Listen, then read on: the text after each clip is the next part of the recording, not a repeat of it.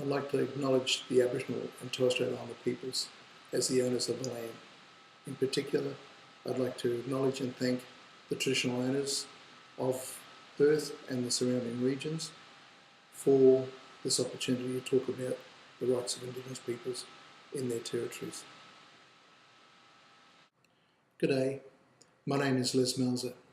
I'm the National Co-Chair of the National Congress of Australia's First Peoples. Also, until starting this position, I was the chairperson of the Foundation for Aboriginal and Islander Research Action, which was the international coordinator for the Commonwealth Association of Indigenous Peoples. And that organisation, CAPE, has been operating since the year 2000. Today, I'm going to talk to you about the rights of Indigenous peoples at the international level and how they relate to the Commonwealth Heads of Government meeting. Let me begin with an introduction about the Commonwealth. As we know, in a few days, the Commonwealth Heads of Government meeting will begin in Perth, and that this is a meeting that occurs every 2 years. It is, in fact, the largest meeting of states' leaders in the world on a regular basis. So it is a very important meeting in that regard. Also, it is a meeting of many of the former colonies of the British who have agreed to participate in this coalition of governments in order to advance their issues and particularly development. More recently, as I understand, some governments have chosen to join the Commonwealth for benefits even though they were not a former colony.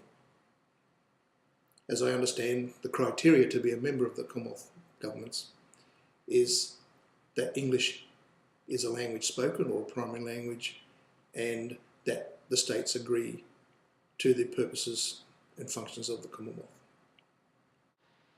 For Aboriginal and Torres Strait Islander people, the Commonwealth is a very important body. As we know, the United Nations has already accepted that Indigenous peoples is a matter of concern at the international level and is no longer a domestic issue for governments to resolve. In 2007, the United Nations adopted the Declaration on the Rights of Indigenous Peoples. By no mere coincidence, the Commonwealth also consists of a number of countries who have Indigenous populations. And in those countries, the Indigenous peoples, as in Australia, continue to struggle to have their rights as peoples recognised. So while the United Nations led to a reformation of states in the world to decolonisation, it was Indigenous peoples around the world who did not enjoy the benefits of decolonisation, and Indigenous peoples who have continued to struggle to get recognition as peoples with the rights to look after their own affairs and their futures. Also, it's important for Indigenous peoples to have control over their territories and their resources and to be able to develop accordingly. The adoption of the Declaration on the Rights of Indigenous Peoples in 2007 by the United Nations General Assembly represents a sea change in global policies on human rights and also on the responsibility of states where Indigenous populations are concerned.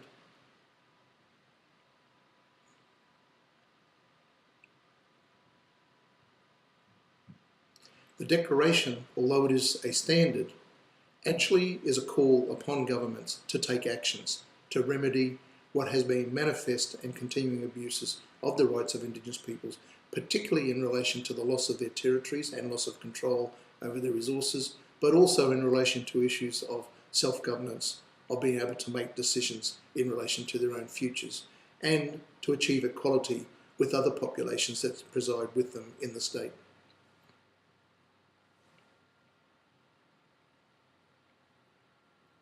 Since 2007, much effort has been put into effort at the international level to get the rights of Indigenous peoples acknowledged by the states and to have states engage in programs with the Indigenous peoples, particularly in a form of partnership, to achieve positive outcomes and to ensure that Indigenous peoples are empowered to take control of their own affairs.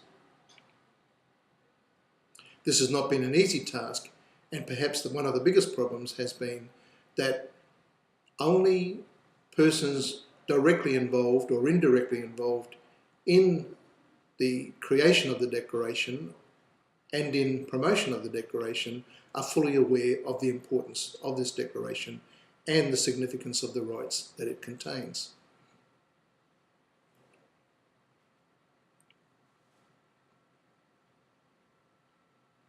This means that for many governments, the authorities are still not aware that they have international obligations and that those obligations need to be met in accordance with their responsibilities as being members of the United Nations.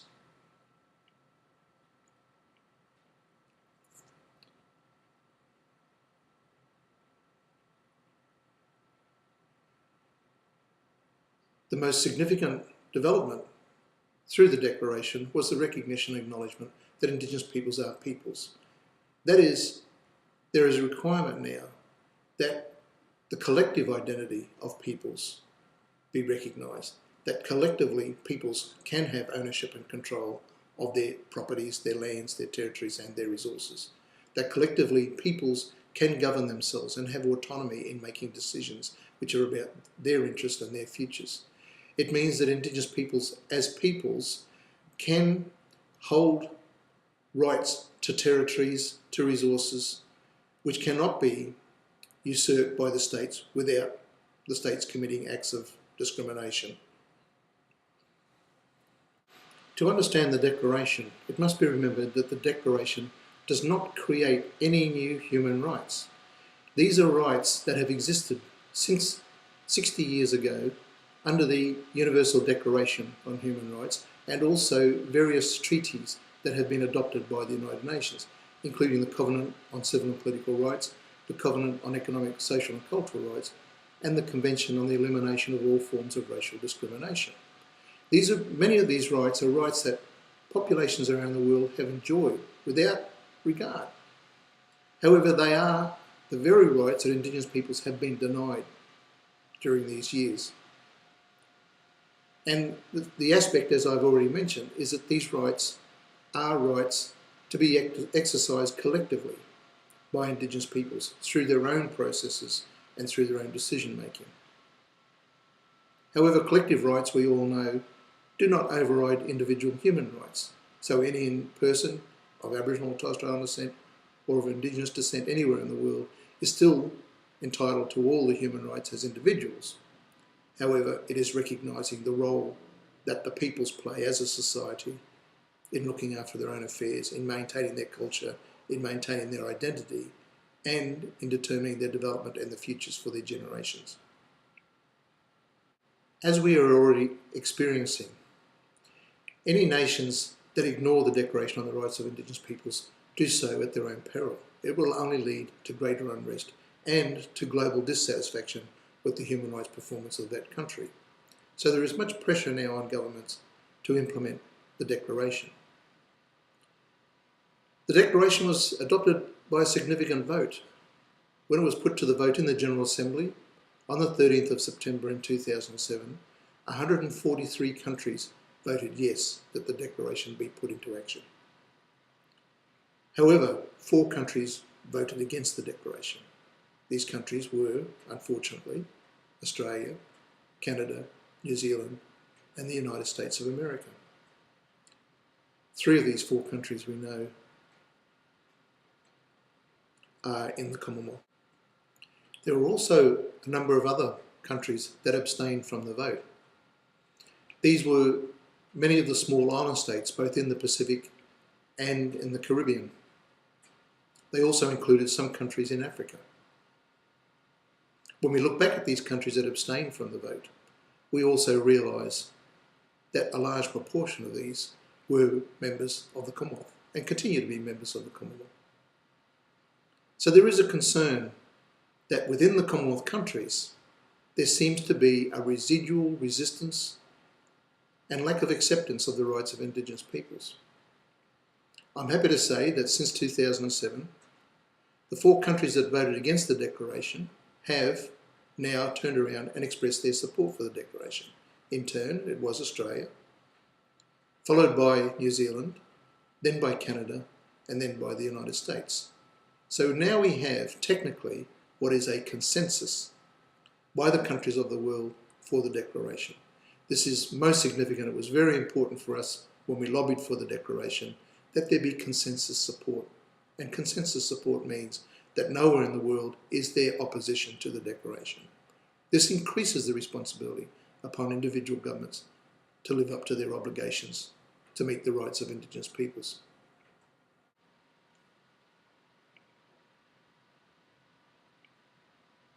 I would now like to mention that there is still continuing resistance to change in the countries concerned. States are resisting major steps to recognise the rights of Indigenous peoples. They are reluctant to accept that Indigenous peoples in fact do have a right to make decisions about their own lives. That reluctance extends to the refusal to accept Indigenous governments or other forms of self-government or autonomy.